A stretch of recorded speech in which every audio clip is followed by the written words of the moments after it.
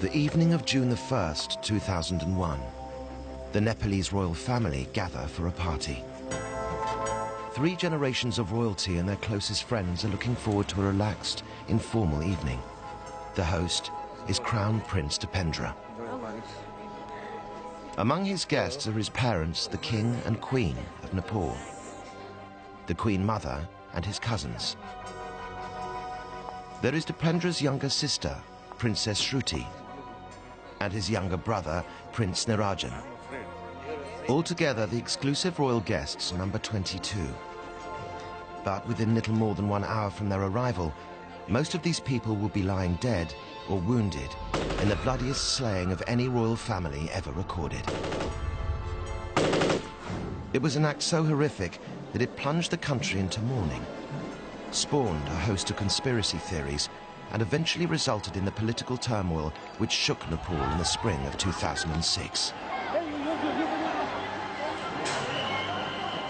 At the heart of this shattering event was the Crown Prince himself. What was going through his head on this fatal evening? What influences were at work? Why did it end in tragedy?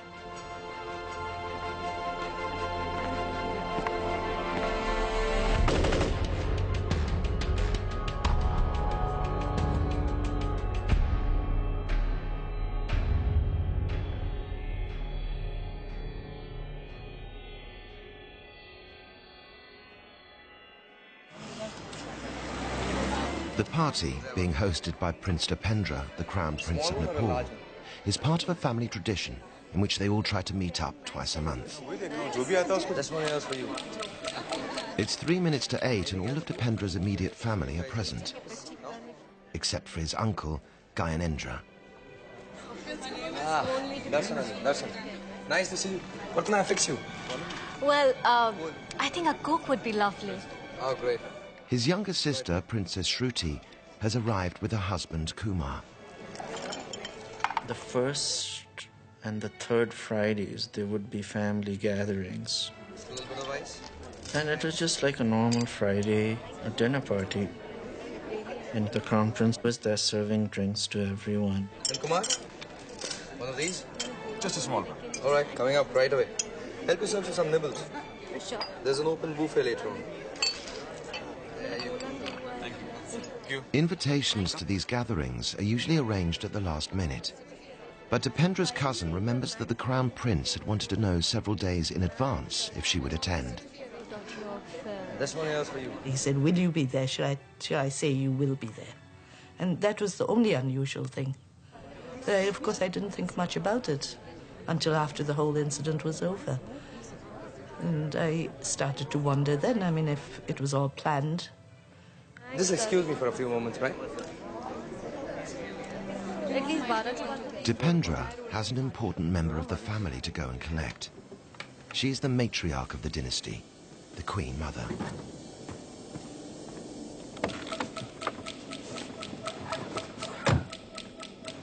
Dipendra is close to his grandmother, and the short drive to pick her up provides him with a break from entertaining, which has become more of a chore than a pleasure. Earlier in the evening, the frustrations of being Crown Prince had played on his mind. Because for many years, Dipendra has been wanting to marry a girl whom he has fallen in love with. Devyani Rana comes from a wealthy background far exceeding even that of the Nepalese royal family.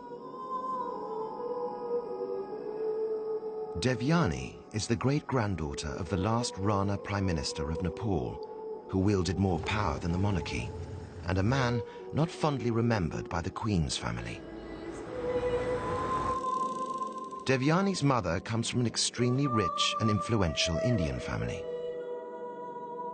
For Dipendra's parents, these connections have the potential to inflame bitter memories, and so Devyani is not seen as a suitable future wife for their son. The Queen Mother shares this view.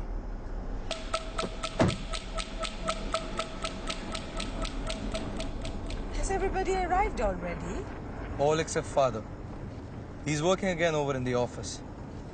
He'll be late. In one attempt to sabotage the marriage plans, the Queen Mother summoned the royal astrologer. Without any scientific proof, he foresaw that Devayani Rana would be unlikely to produce a male heir, and suggested that Dipendra end the relationship.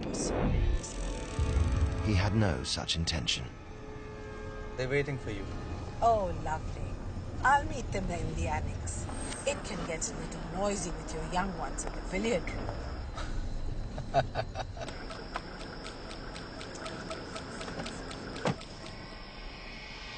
Dipendra has all his family around him. But the one person who is most important to him, Devayani Rana, is not allowed to be there.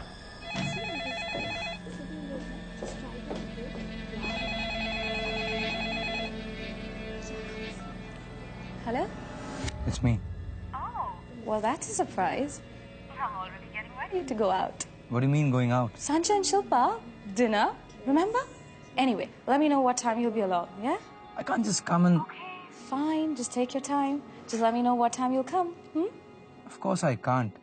Have you got any idea what that would mean? I'm here with 20 guests. I have my whole family here. Not again, Dippy. Family, family, family. I thought you were going to join us for dinner tonight. When are you going to get out of there and just get a life of your own? He seems in a real foul mood. Dipendra is feeling cornered. His way out will shock his family, his nation, and the world.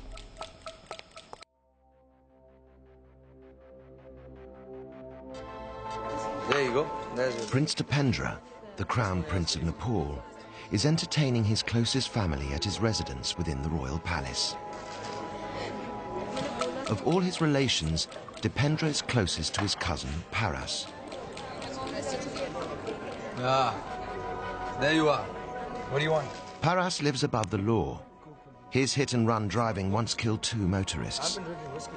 Then, he shot a bouncer in one of Kathmandu's nightclubs. No charges were brought. Cheers. Paras is Dipendra's only confidant. What happened with the talk with your parents? Oh, nothing. We've just been talking about the marriage. I spoke to mother and grandmother about it, and this and no. I'll speak to His Majesty on Sunday about it. No one yet realizes quite how much Dipendra has been drinking. My shot? Corner pocket. Bad luck. Kumar Gorak is alarmed by Dipendra's behavior. All of a sudden, the crown prince started shooting out of turn and started saying, "Oh, I'm getting drunk." Losing my aim a bit. Just like all of a sudden. He went over to a sofa and sitting there. Get me some of the specials. I'm in the billiards room. As soon as you can. There you go. Ah, thank you. Normally, he just smoked marijuana and hash, or a mixture of that in a cigarette.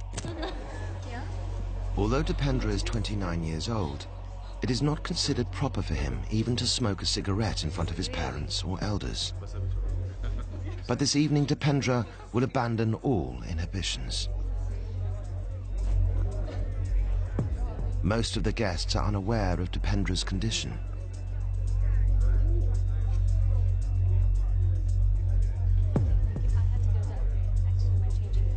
His cousin Paras decides that they should try to put him to bed.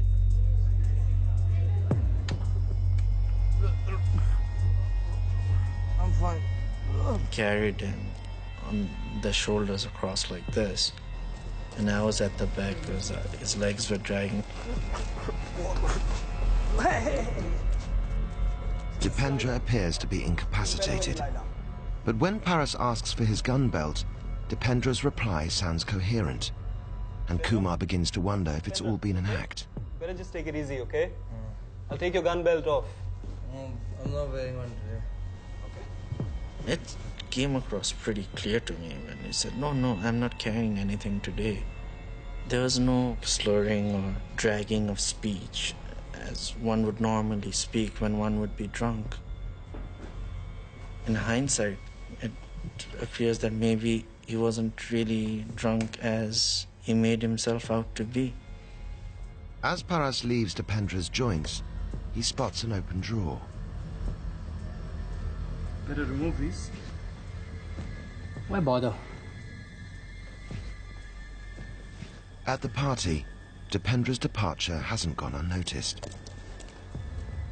Perhaps it's an allergic reaction to something. May well be. He was perfectly fine when I was talking to him earlier. Maheshwar Singh, Dipendra's great-uncle, had been the first guest to arrive. He was in excellent mood. Very pleasant, nice. I mean, no signs of any drunkenness. Nothing at all. He was perfectly all right. And he took me to the bar. He showed me the drinks and asked me what I would like to have. What would you want? I'll take a scotch. Ah, good choice. That's what I'm drinking. His Royal Highness poured me one. Some ice? Yes. And he showed me his glass, which was half empty. And he said he was also having famous grouse. Cheers. At that point, General Ravi, my brother-in-law, he walks in. He was the second man to arrive. And he was also asked to have a drink. Some scotch for you? Oh, sure. Dipendra is well known for being able to handle his drink. But now, just 1 hour later, he is barely conscious when Devyani rings him back. No. Hello? Dippy? Dippy? I can't hear you. I mean, you're kind of sounding strange. You don't seem like you're in the party. Are you? Oh, let me sleep. Dippy, can you tell me where...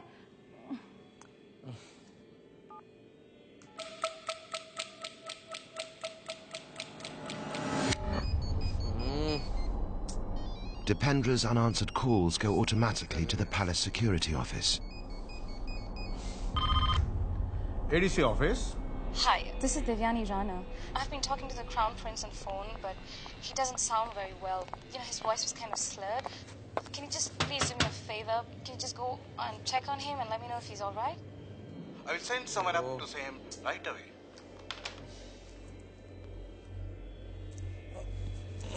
Let us help you off with those shots. You'll be more comfortable.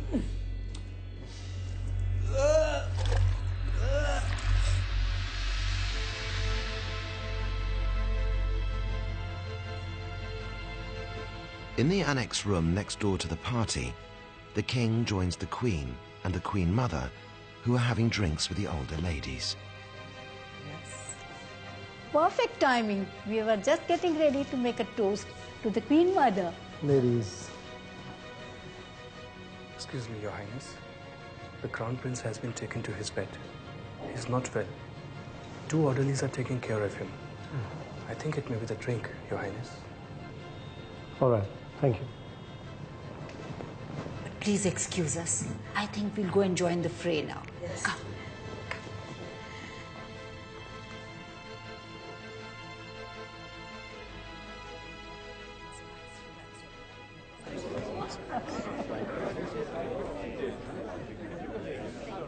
It's the big button on the left that says on. I know that. He didn't drink that much. Did he? He has a lot on his mind at the moment.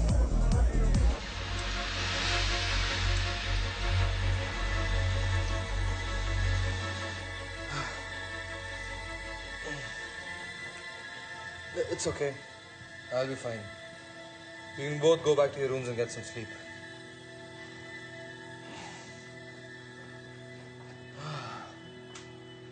As well as his drinking, Dipendra is known to smoke large quantities of hashish. But few realized that for a year, he'd also been taking antidepressants.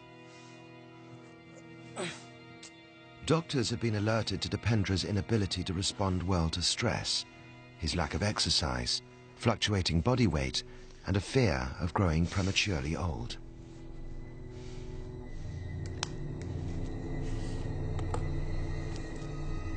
Dipendra was already a lifetime away from the aspirations of his happy childhood growing up in the palace.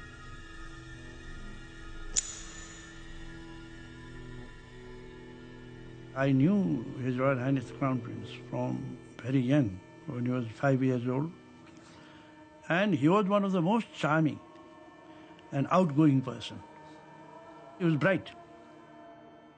In every subject, he was so clued up that you couldn't win him in any debate or any argument. He was like that. Prince Dipendra was conscious of the power he held. Crown Prince was running around the pond, and I was afraid that he might slip and fall down into the water. So I said, Royal Highness, don't do it, because you might fall down. But he didn't listen. And at that time he said, no, you can't order me. General, he said, General, you can't order me. At 16, following in his father's footsteps, Prince Dipendra enrolled at Eton in England to complete his secondary education. Many years previously, I'd been asked to be the King's tutor, and as a result of that, his father thought he would like to send his son to Eton and he'd like him to come to my house. So that's how that really came about. As well as his studies, Dipendra excelled at karate and became captain of the team. He never lost a match. In 1990, riots broke out in Kathmandu when India imposed an economic blockade, bringing great hardship to Nepal. Queen Aishwarya thought that her husband should take a tougher stance and asked for Dipendra to return home. I remember Dipendra, during these troubles, receiving a fax from his mother. And this really indicated to Dipendra that she was quite keen for him to come and really prop up his father, because she felt that the king was giving away too much of his power. And I think she felt possibly that he might even take over the reins. But she underestimated the respect Dipendra had for his father. Dipendra was absolutely appalled. He was so loyal to his father, so loving of his father, so loving of the nation, that he said to me, if I ever hear anything like this again, I'm going to really sever connections with my mother, because I could not bear to in any way affect my father. His father, King Birendra, gave in to the riots and took the first steps to usher in democracy. Dipendra was 19 years old and ready to stride out into adulthood. He wanted to marry his teenage sweetheart, Supriya Shah, a great niece of the Queen Mother. But the Queen decided that they were too young and disallowed the marriage. With no specific role to fulfill, Dipendra set out on a military career. His unbending sense of duty captured in a poem he wrote. Left bonds of love and affection, having duty understood. If needed, soaked in blood, be ready to fight I would. To flames reduce, will lightning halt, spray with blood I will.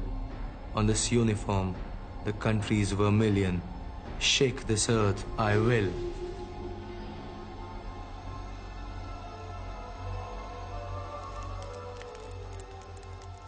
In 1995, while in England, Dipendra was introduced to Devyani Rana. She swept him off his feet. But without the royal stamp of approval, their affair had to continue in secret. As the years passed, everyone in Kathmandu would learn of their charade. But Devyani was not an easy catch even for a crown prince. Her sophisticated coolness began to expose Dipendra's instabilities. He became so desperate to marry her that he even threatened to poison himself should she refuse him. But Dipendra's greatest anxiety came from his family. They knew that he was likely to disobey them and try to marry Devyani, but they also knew that they could always cut off his allowance, leaving him penniless. Dipendra is trapped. The elders of the royal family are all aware of Dipendra's agony, but there appears to be no obvious compromise. I'm having a talk with him this Sunday. Perhaps that will at least clear the air. He wasn't exactly forthcoming at lunch today. And he just sat in silence at tea this afternoon. But then he had this evening to think about, so... He's sulking. You know how young people are. They want everything to happen in an instant. If only it was that simple. In my experience, these things just never go away.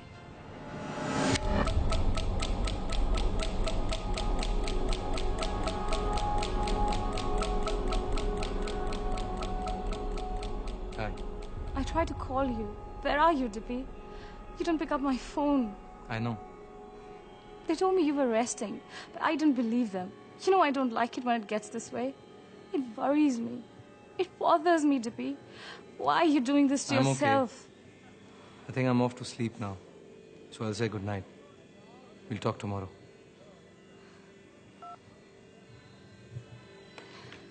Good night, Dippy.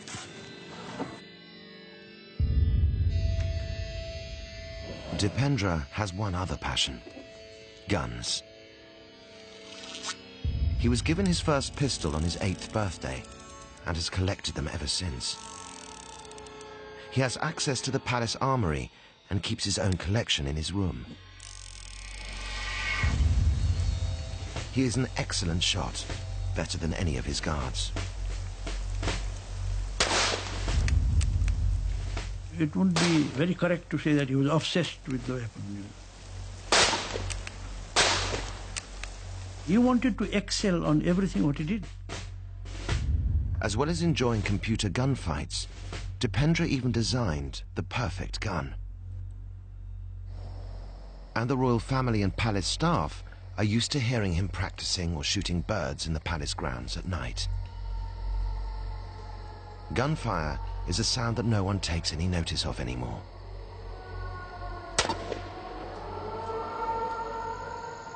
Go get the bird. Hurry up. I knew he liked guns, and he talked about guns a lot. That was his favorite topic, and I also knew he was a good shot, and he trained himself to use both hands.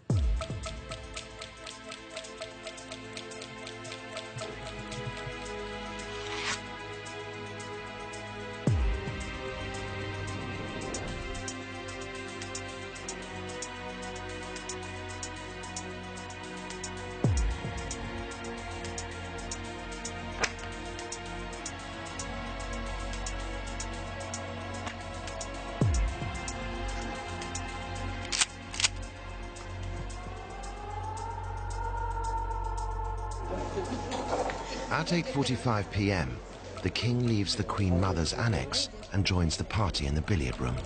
Hello.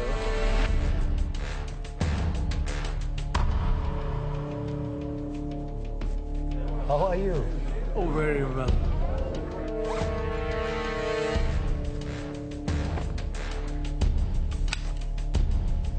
Would you like me to carry the bag tonight, Your Highness? No, that won't be necessary tonight.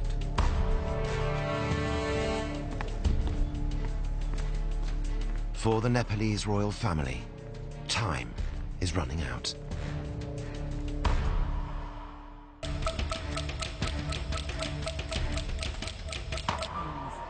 Inside the billiard room, King Birendra is surrounded by most of his immediate family and closest friends. It's become a family problem now. Everyone thinks that Crown Prince Dipendra has taken to his bed. Could you please give me my cigar, please?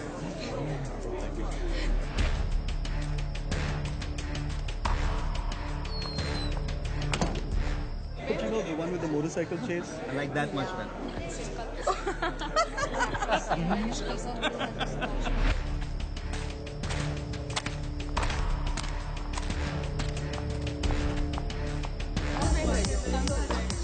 You don't want to join the disco at the top end?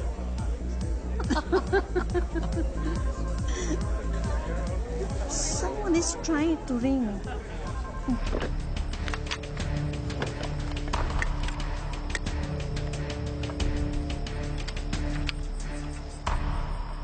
Kidnap one tourist and we are success. They run and hide in the hell village. It's always like this before the monsoon. It's sure to break soon. And then it will be the rain that wakes up. And then the innocents suffer. And you know what that leads to? I think I was the first person who saw him come in with a gun in each hand. Really? I wasn't told it was a fancy dress. Maybe he's carrying these weapons to show them to His Majesty. Oh. I felt he was dressed up to go with the guns, kind of. I mean, that's what I thought. And then the whole world hears about it. And then, bang goes the tourist bus. Suddenly I hear somebody coming behind me. I turned around over my shoulder and looked, and found to my surprise that this was His Royal Highness with an automatic rifle in his right hand and dressed in army fatigue. Hey, what's up? What's all this? Yes. Suddenly I hear bang, bang. Just wait. It was such a shock when he lifted the gun and shot at his father.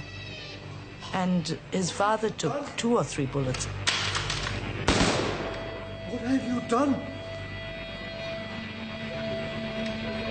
That's when he dropped the gun. And that was the only time in that evening when he was slightly vulnerable. If somebody had grabbed him at that time, then I think it would have ended. But everyone was dazed. Nobody could react.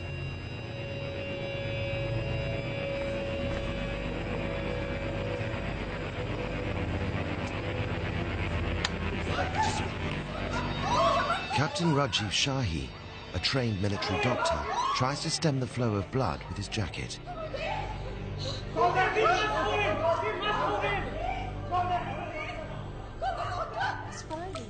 Next door, the Queen Mother doesn't know what's happening. There is firing going on.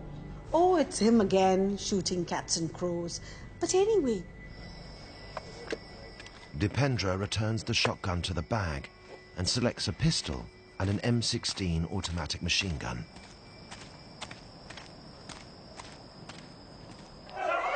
Inside, most of the royal family believe the gun must have gone off by accident.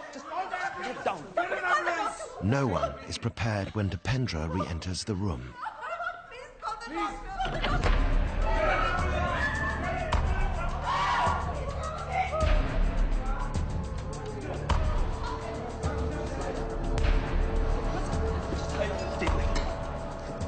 The Crown Prince re-entered the room and he went where His Majesty was lying and was going to shoot him again. Enough. Prince Dhirendra, the king's brother, tries to end the violence. Now give me that gun. He shot him point blank. He literally flew and landed a couple of feet back. His uncle Kumar Khadga is the next victim.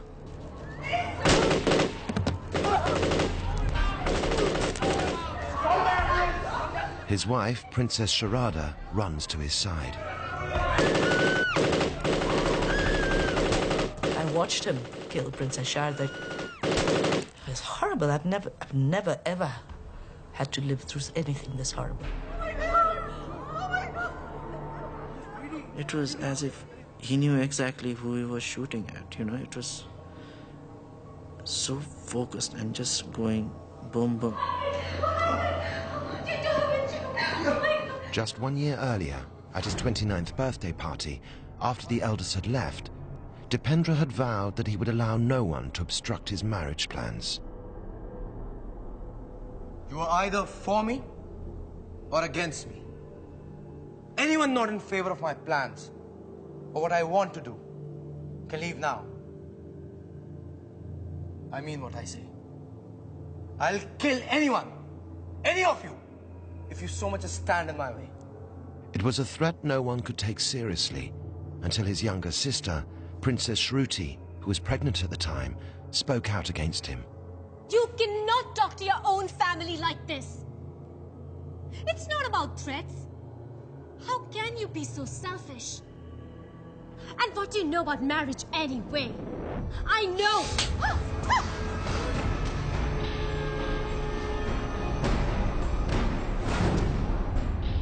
Is Dipendra carrying out the threat as he had promised?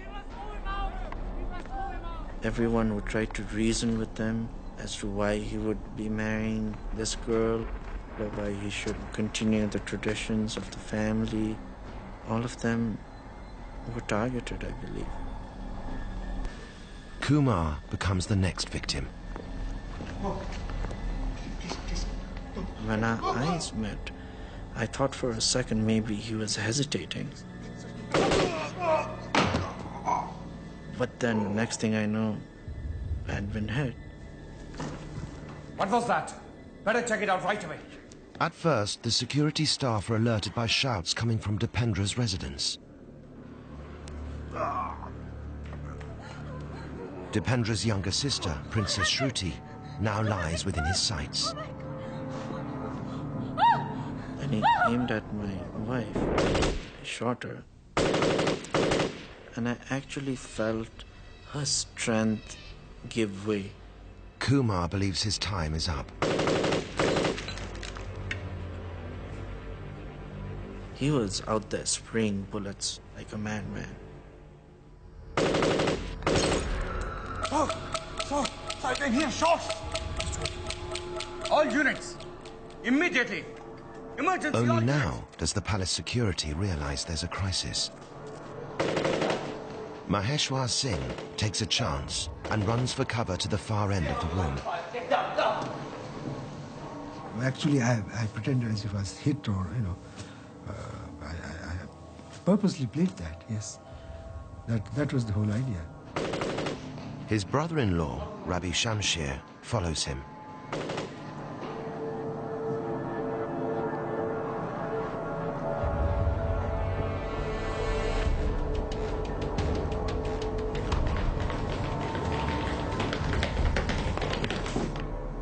Still conscious, King Birendra sees an opportunity to end the massacre and shoot his own son. But his sister, Princess Shobha, stops him. That's enough! We had enough violence! No! Just the cruelty. I remember seeing His Majesty just lift his hand and, like, stop it, sort of a thing. But he sprayed out more bullets. Dr. Rajiv Shahi is the only person able to escape. Leaving his wife at the far end of the room, he manages to flee through a window. It takes the security forces precious minutes to reach the billiard room. Prince Paras's mother, Princess Komal, becomes the next target. Miraculously, she will survive. But the king's sister, Princess Shanti, is killed immediately. Down, just lie down. Dipendra's second cousin, Princess Jayanti, tries to call for help.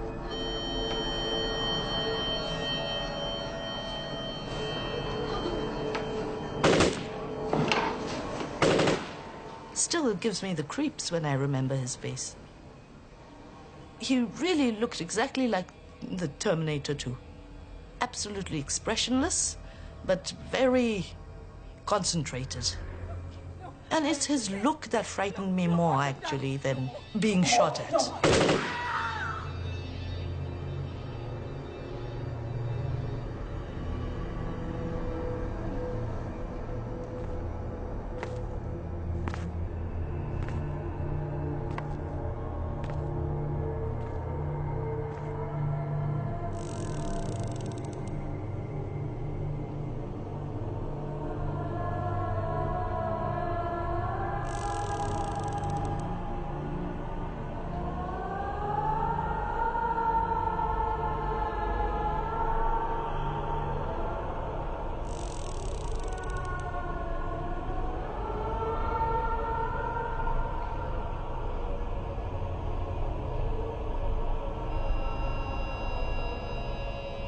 You have to kill the animal. I mean, you don't leave something just wounded.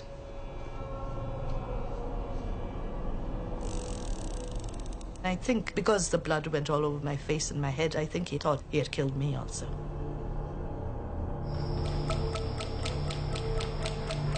Commandos fail to gain access at one end of the billiard hall, causing further delay. Prince Paras, Dipendra's closest friend, and his young cousins are trapped at one end of the room. No, brother. No, brother. No. What are you doing? Please. Just go from here. You're the only ones here.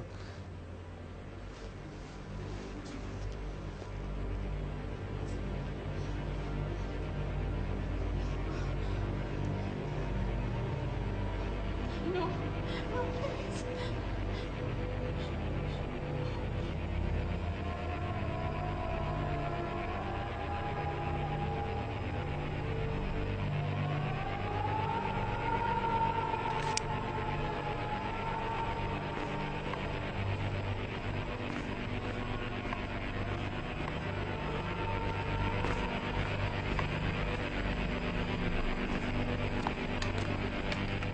I saw him go out into the garden.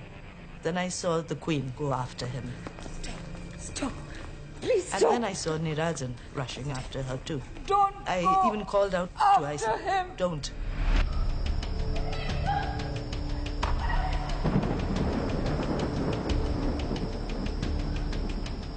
Stop!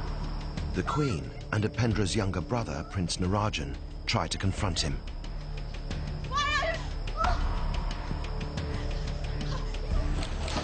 Out there. Military units finally gain access to the room. Prince Paras takes command. First take their majesties, then take the injured. Leave the dead for now. King Birendra is still alive. Escort these people out. Where's the majesty? The king's brother, Prince Birendra, lies paralyzed. I know it's difficult. I know you're in pain. But help is on its way. We'll soon take you to the hospital. Just try and keep on top of it, okay?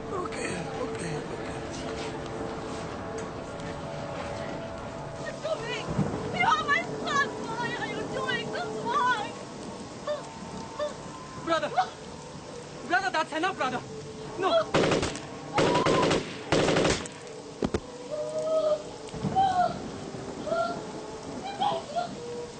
Stop him! He was your younger brother! What are you trying to prove? Are you possessed? Listen to me, I'm your mother! What are you trying to do?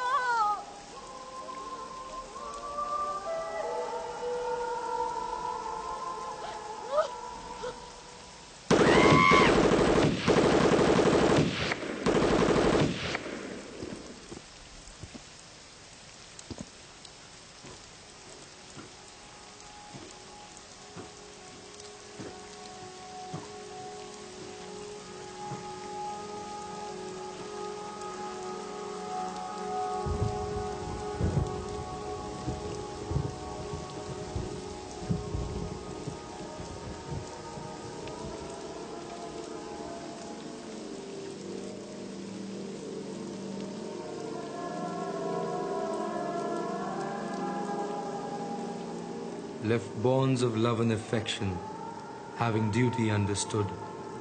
If needed, soaked in blood, be ready to fight I would. To flames reduce, will lightning halt, spray with blood I will. On this uniform, the country's vermilion, shake this earth I will.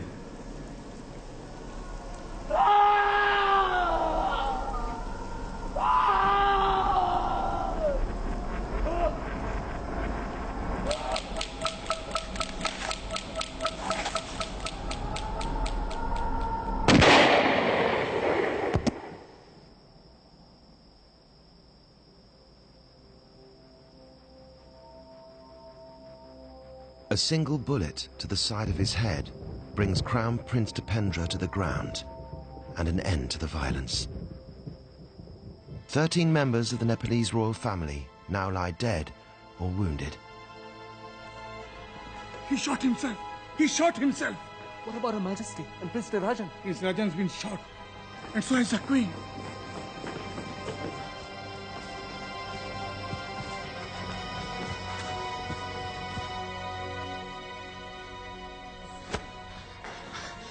Dipendra shot His Majesty the King. And all the others. What are you talking about? No, you mustn't. No, No, please. It is a tragedy which will have far-reaching consequences. But an event so extraordinary, no one will ever believe it.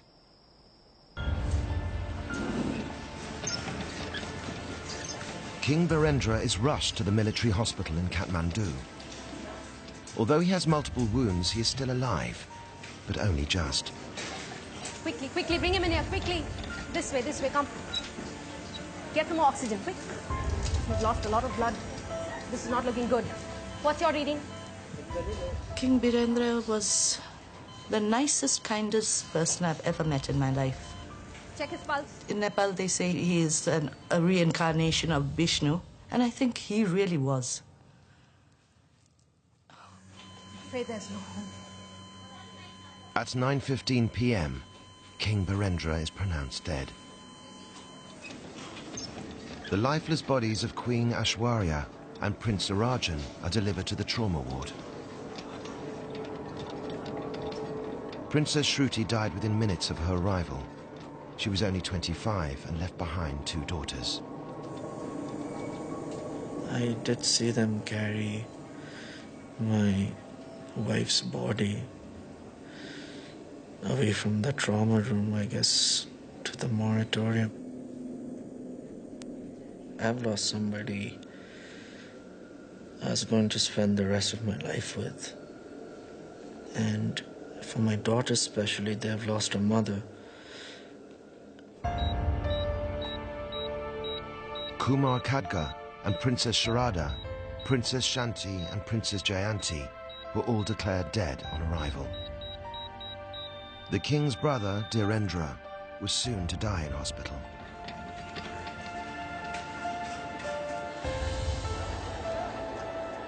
The following day, Saturday the 2nd of June 2001, the country of Nepal woke up to the tragic news. The royal victims were cremated that day. But Crown Prince Dipendra was still alive and placed on a mechanical ventilator. As his family was cremated, he was proclaimed king. I felt betrayed that after doing so much damage to the family and to the country, that they made him king. I felt very betrayed. Dipendra reigned for just 2 days. At 3:45 p.m. on June the 4th, he died. The single bullet through his head had left a gaping wound. Since Dipendra was right-handed, it would become a matter of speculation as to why he should have shot himself with his left hand, and why 2 bullets had been fired from his pistol. An autopsy was never carried out, and later Dipendra's residence where the tragedy took place was razed to the ground. Turning down Scotland Yard's offer of a forensic investigation, the royal family issued a cover-up statement claiming that the accident was caused by an automatic weapon going off. No one in Nepal believed this explanation. This point could be seen as the point at which the Nepalese public began to fall out with its monarchy in a terminal kind of way because of the palace's assumption that it could tell the public what to think and the public would then think it, which has been tested to breaking point ever since, and the Nepalese public now refuse to believe what the king tells them. When Gyanendra, who had been absent from the party, became king, he was treated with mistrust. Without any evidence, most Nepalese believe Gyanendra had engineered the attack, even though his wife narrowly escaped death and his son forced to plead for his life. Another commonly held belief is that Dipendra was shot, not by himself, but by one of the palace guards. We will never know. No one is prepared to talk.